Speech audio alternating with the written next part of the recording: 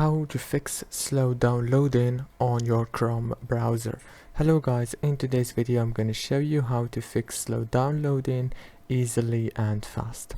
All what you have to do is simple, and I am sure that the problem is going to be fixed. Go to the top corner, click on those three dots and go down to settings, and after that all what you have to do is so simple and easy.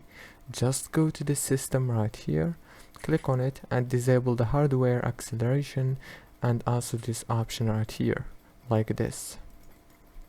And after that go to this option, it's called the reset and cleanup.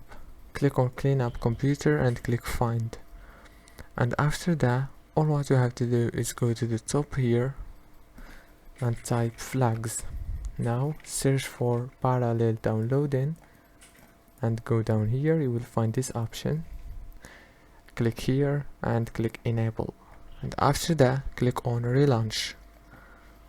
And now go back to the home page, and all what you have to do is click here, more tools, go to the extensions page and disable all the extensions that you have.